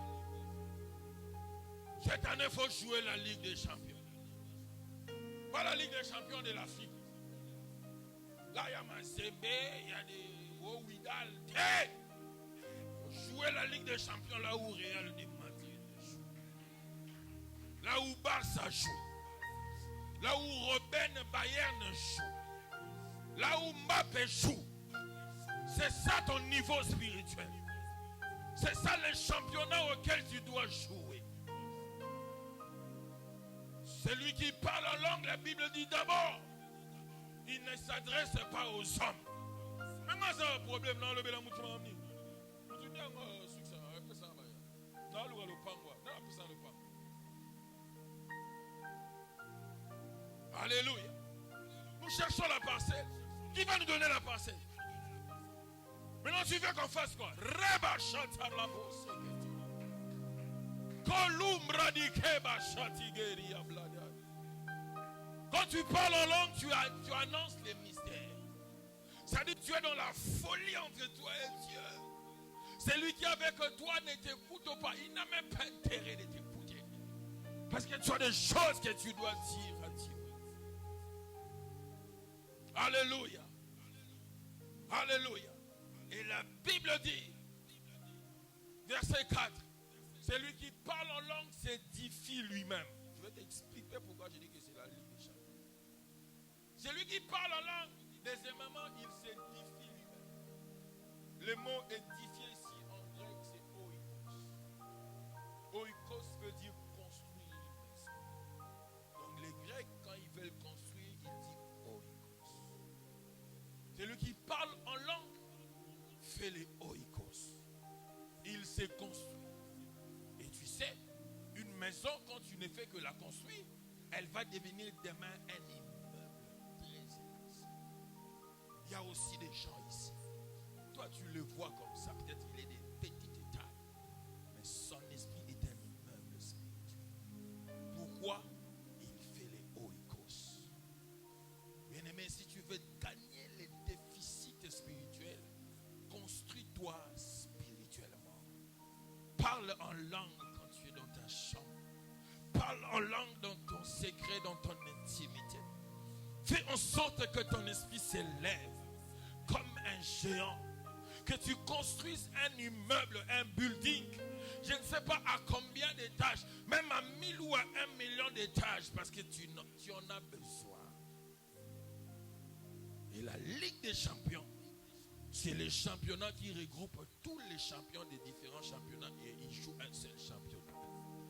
Si tu veux jouer la Ligue des Champions dans ces choses, construis-toi spirituellement. Je veux dire quoi? Si tu veux devenir grand en esprit et que tu veux que ton esprit reçoive des informations de Dieu, bien aimé, la taille de ton esprit sera déterminante dans ce que tu veux devenir demain. Et Dieu ne te donnera pas ce que ton esprit n'a pas payé comme prix pour prier. Surtout la prière en langue. Parce que la prière en langue fait de toi quelqu'un qui construit son homme intérieur. Est-ce qu'avant de venir ici, tu as parlé en langue? Est-ce qu'avant que tu viennes à l'église, tu parles en langue? Est-ce qu'avant de manger, tu parles en langue? Est-ce qu'avant de sortir de ta maison, tu parles en langue? Est-ce qu'avant, bien aimé, de faire un programme de 2022, tu avais parlé en langue? Est-ce qu'avant de planifier 2022, tu avais parlé en langue? Qu'est-ce que tu avais fait cette année? Dis-moi les genres de prières que tu avais fait. Je te dirai les genres de résultats que tu auras. Parce que quand tu parles en langue, il y a les mystères que tu libères. Et quand tu parles en langue, la Bible dit ton homme intérieur est nourri. Ton homme intérieur est construit. Maintenant, regardez une chose. Dans le même chapitre 14, mais le de 1 Corinthiens, vous allez voir que l'apôtre Paul, en soi, il ne parle pas de parler en langue. Il parle plutôt, bien aimé, de ceux qui sont censés aspirer au don de la prophétie. Alléluia. En soi, il n'est pas en train de parler du parlant là. Il est en train de parler de ceux qui sont censés, bien aimé, aspirer au don de la prophétie. Il dit ceci. En soi, entre ceux qui parlent en langue et celui ou ceux qui donnent les prophéties, il dit ceux qui prophétisent font mieux qu'eux. Ceux qui prophétisent sont supérieurs. Mais voilà, là où il y a le don de la prophétie, il commence le don de la prophétie en mettant aussi en valeur le parler en langue. Pourquoi? Parce que le fait de trop parler en langue, c'est une dimension qui te rapproche d'un don de la prophétie, bien du don de la prophétie. Parce que ceux qui parlent en langue, ils s'édifient eux-mêmes, ils se construisent eux-mêmes, ils disent des mystères qui leur concernent. Mais les mêmes personnes, quand après avoir parlé en langue, et que dans ces langues, il y a maintenant un message prophétique, automatiquement, il donne la prophétie. La Bible dit, c'est lui qui donne la prophétie, édifie, console et exhorte. Ça c'est bien, il édifie, il exhorte et je crois, il console. Mais c'est lui qui parle en langue sans prophétiser, il dit les mystères, il s'édifie seulement. Pour dire, si tu parles en langue, en soi tu es un peu plus proche de celui qui est censé prophétiser. Ouvre c'est seulement ton esprit, aspire seulement à la prophétie, le parler en langue est l'élément qui va déclencher le don de la prophétie qui est en toi. Et ce matin je prie, quiconque a un don de la prophétie et qui ça fait un temps ne fonctionne pas, que Dieu vienne réanimer cela, que Dieu vienne réanimer cela au nom de Jésus. Au nom de Jésus. On soit dans la pensée de Dieu. Dieu aimerait quand tu fais Rebo Sakamayaka et Kabosoto. La Bible dit, je suis en train de voir, il y a parmi nous. En soi, c'est ça la pensée. Alléluia. Mais pour ne pas prêter confusion à l'église, il dit, si tu parles en langue, si tu n'as pas un message, tais-toi, parce qu'il n'y a pas un interprète. Mais la même personne, quand elle commence à dire la prophétie, à annoncer la prophétie, quelqu'un interprète, il exerce et le don de parler en langue et aussi la prophétie. Donc c'est voisin ces deux réalités. Alléluia. Alors parler en langue, tu réactives aussi le don prophétique qui est en toi. Parle en langue, tu vas atteindre dans ton esprit la dimension de la prophétie que tu as besoin. Toi qui aimes les prophètes, toi qui aimes les prophéties, mais c'est quelque chose qui est en toi. Alléluia. Ce matin, nous allons faire ça. Nous allons rebosher que te bossa. Kozinda le brazuke matesili. Marabashata la bradia la bossa. C'est la Ligue des Champions. Rabo sote legeli ya bossa. Kozum radikaya boshete. Et si tu ne parles pas langue, si tu n'as jamais reçu, bien aimé, cette dimension, prie Dieu qu'il te la donne ce matin. Prie Dieu qu'il te la donne ce matin. Mano robo soto lo bradike.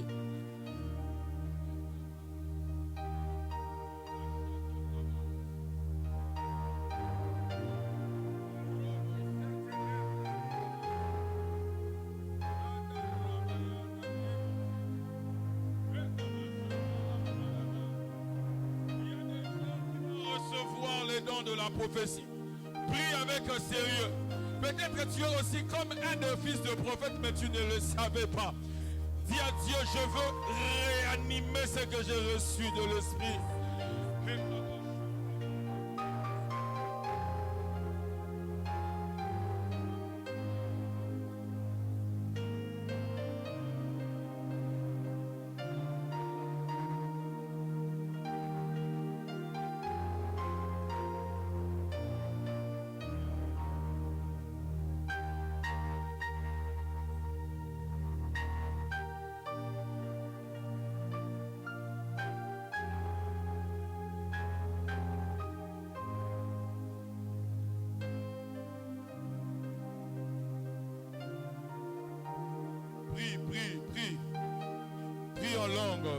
esprit, prie en langue, prie même en intelligence.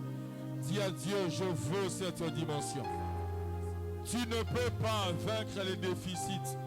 Mais même si tu ne veux pas parler en langue, dis à Dieu, fais-moi atteindre les niveaux de l'esprit auquel tu m'attends, Dis à Dieu, moi aussi, je veux être parmi les fils de prophètes. La Bible dit, Saoul était parmi ceux-là, il ne se connaissait pas. Dis à Dieu, je veux que dans mon parler en langue, qu'une dimension me soit donnée. Je veux qu'une dimension me soit donnée. Je veux qu'une dimension me soit donnée. Ne regarde pas le voisin, ça se passe entre toi et Dieu. Désire, aspire à cela. Je dis aspire et désire à cela. Que l'onction des prophètes accompagne des gens ce matin. Que l'onction prophétique tombe ce matin sur des personnes qui ont l'appel prophétique. Et kabashata rababababai.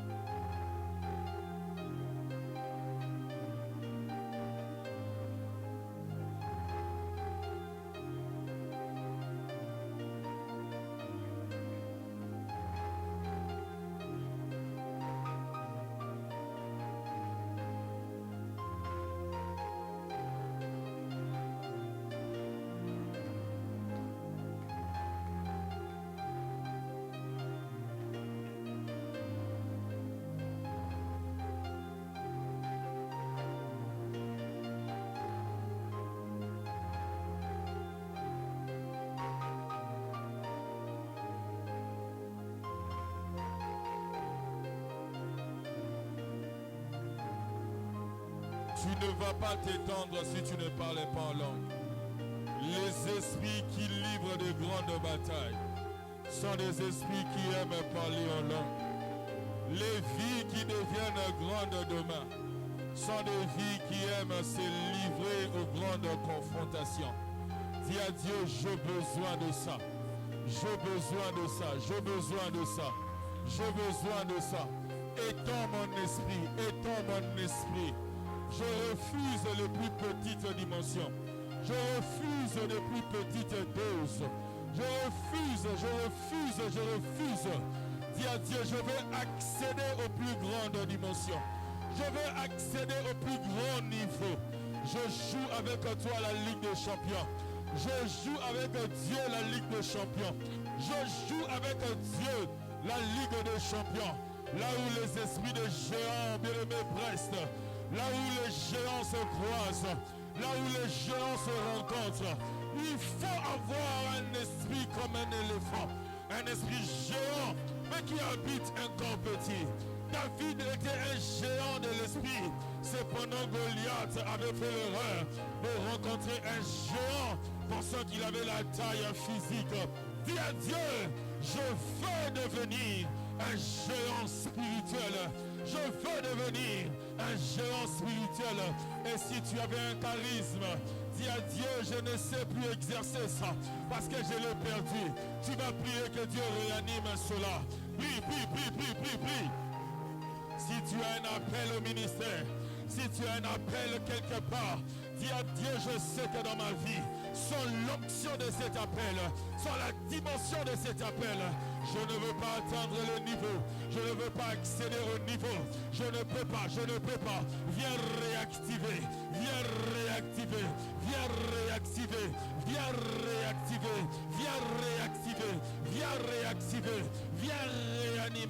Et kabashaka babababose. Kandoruzi pradikai.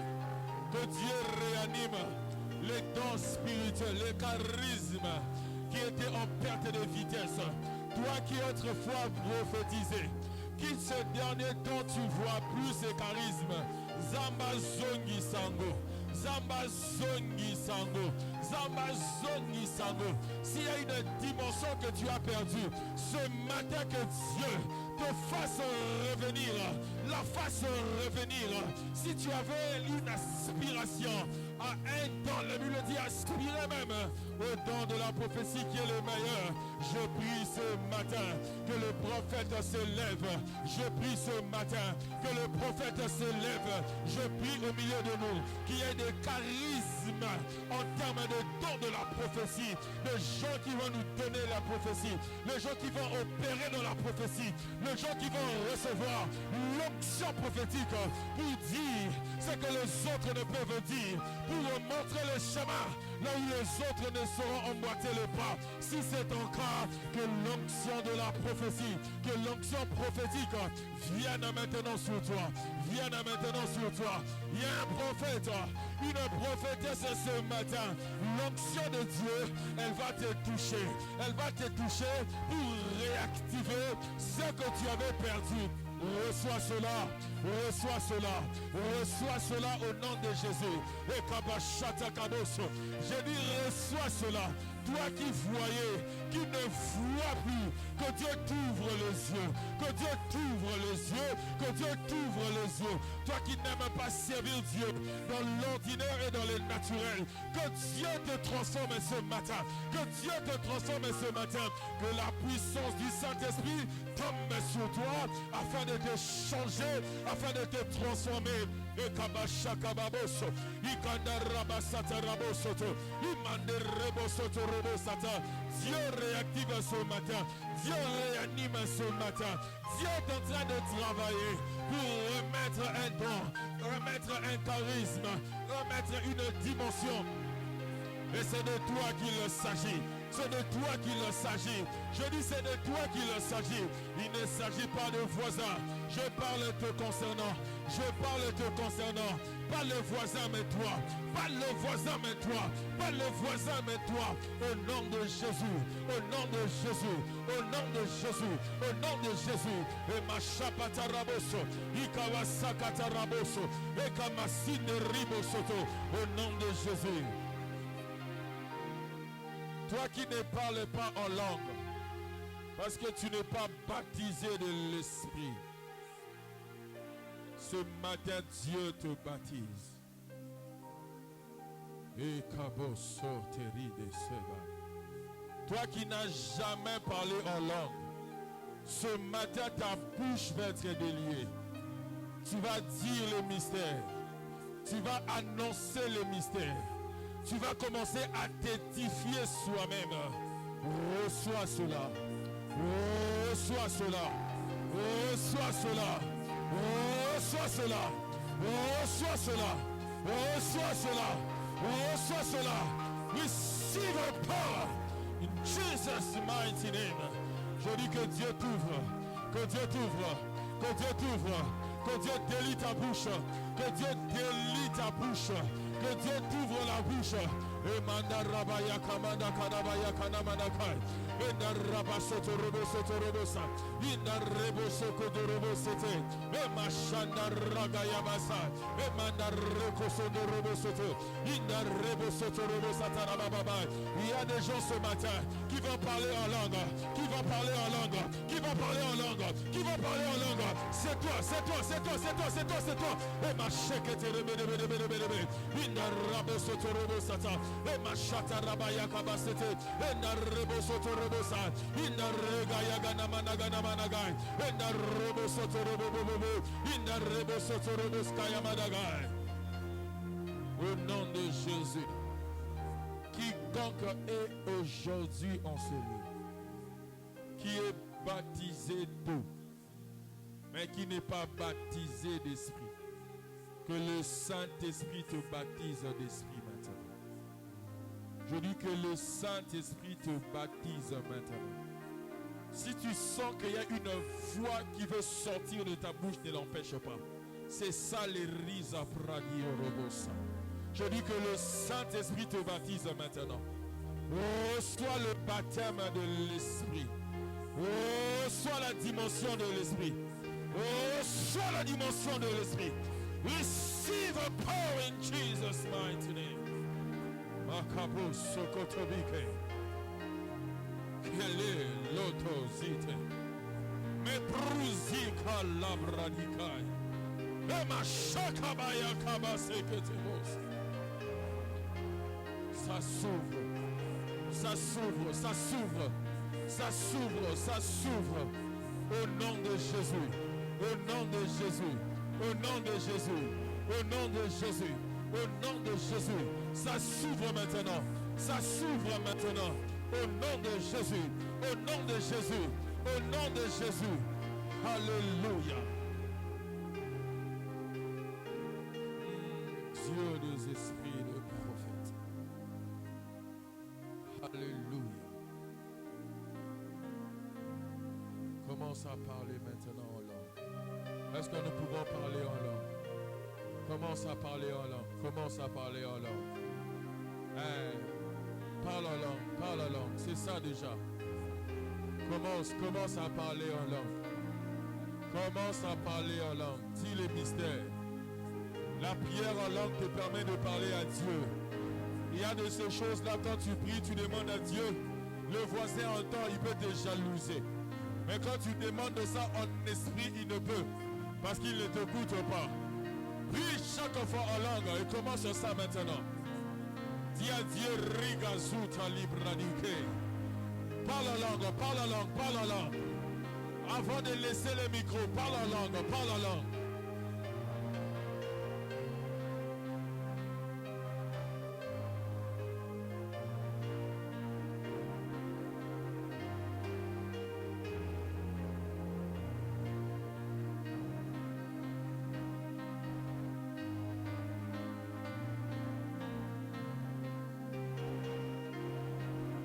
C'est ça le charisme. Une église charismatique. Une église charismatique. Une église où il est les dons au Père. Père, c'est ce que nous te demandons. Au nom de Jésus-Christ.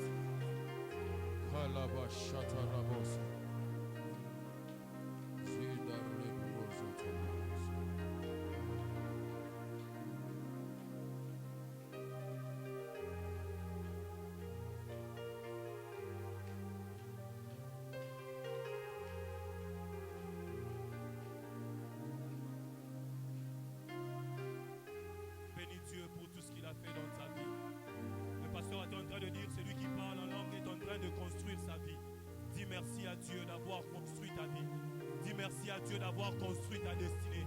Il y a de ces destinées qui ont été détruites, mais ce matin Dieu a reconstruit ta destinée. Élevons nos voix, bénissons Dieu. Bénis Dieu pour la parole de ce matin. Bénis Dieu d'avoir réformé ta vie. Bénis Dieu d'avoir reconstruit ta destinée. Bénis Dieu d'avoir reconstruit ta parole. Élève ta voix, rends grâce à Dieu pour tout ce que tu as reçu ce matin. Dis merci à Dieu de t'avoir chargé. 2022 commence dans la gloire. 2022 commence en étant construite sur le fondement qui s'appelle Jésus.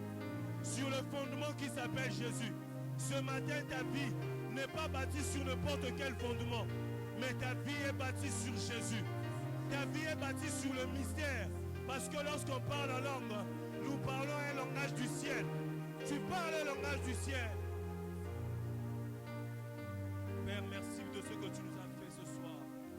Merci pour ta parole. Merci d'avoir construit nos vies et nos destinées. Seigneur, ce matin, nous sommes reconnaissants de tout ce que tu nous as accordé dans ta présence.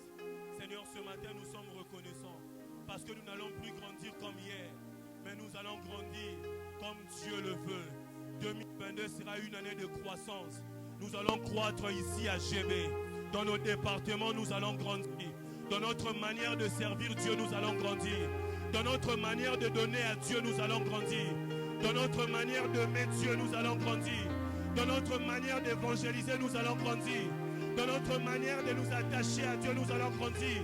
Dans notre manière d'évangéliser, nous allons grandir. Même dans notre manière de servir Dieu. Voilà pourquoi nous t'acclamons ce matin. Comme ceux-là qui ont grandi. Est-ce que quelqu'un peut bien acclamer pour le Seigneur? Est-ce que quelqu'un peut bien acclamer pour le roi? Lorsqu'on acclame le roi, on se tient debout. Oh, est-ce que quelqu'un peut se tenir debout afin d'acclamer le Seigneur des Seigneurs? Est-ce que quelqu'un peut se tenir debout? Offrons à Dieu une offrande d'acclamation. Est-ce que tu peux bien les faire? Fais-les à la manière de ta croissance. Fais-les à la dimension de ta croissance. Oh, moi Mololo ce matin. Oh, moi Mololo, une offrande d'action de grâce. Gloire à Dieu. Amen. Est-ce que quelqu'un a été béni ce matin?